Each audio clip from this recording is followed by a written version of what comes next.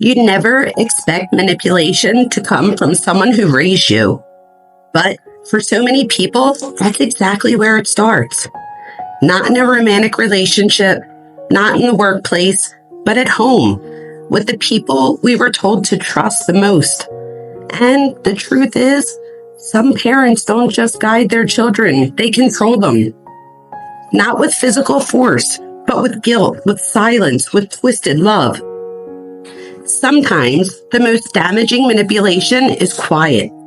It doesn't scream, it whispers. You owe me. You're the reason I'm unhappy. You're imagining things. Let's talk about why some parents manipulate their children, how it happens, and why it's not your fault if it's happened to you. First, let's clarify what we mean by manipulation.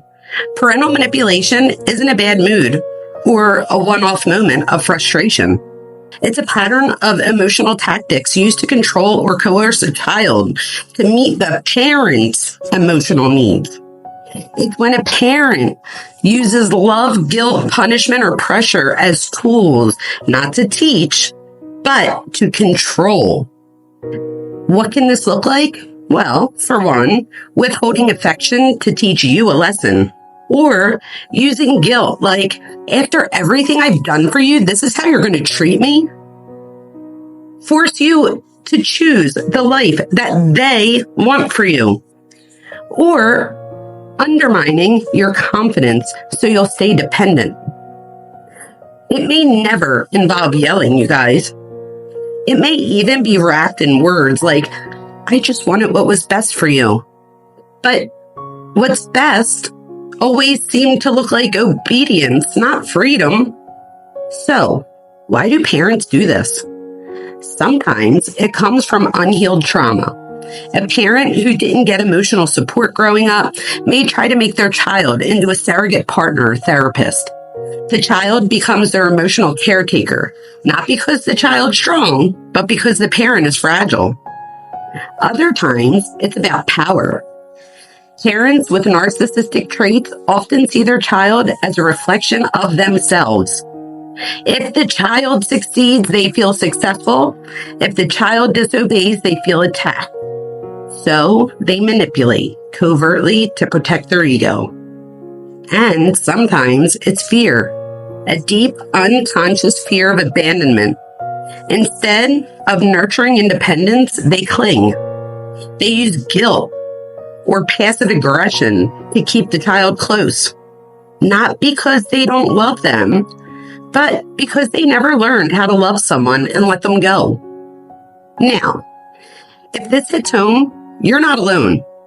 You might have even grown up with parents who constantly said things like, you'll understand when you have kids someday, or you're being so dramatic.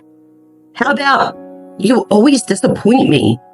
Or maybe they expected emotional loyalty over honesty. You could never question them, never express anger, never set boundaries without paying a price. So many adults today are carrying invisible injuries from their upbringing, feeling guilty for setting boundaries, questioning their decisions constantly, fearing they're selfish just for having needs. This isn't random. It's conditioning. When your reality was denied over and over again, you stopped trusting it. When your emotions were used against you, you learned to suppress them. And when love always came with a string attached, you began to believe that's just how love works. That's the legacy of manipulation. But it doesn't have to be your future. Healing begins the moment you give yourself permission to tell the truth. The truth about what happened. The truth about how it made you feel. The truth about how it's still affecting you today. You don't need a perfect memory. You don't need proof. You need to trust your experience. Talk to someone who listens, like really listens. Start journaling, even if it feels messy or unclear. Learn to recognize that the discomfort you feel when someone crosses your boundaries, that's just your inner child speaking. And most of all, give yourself what you were once denied: validation, respect, and emotional safety. You were never too sensitive. You weren't selfish. And you're not broken for still feeling this pain. What happened to you was real, and healing from it is a strength, not a weakness. If this resonates with you, please know that you're not alone. This community is full of people putting the pieces back together, slowly, bravely, and honestly.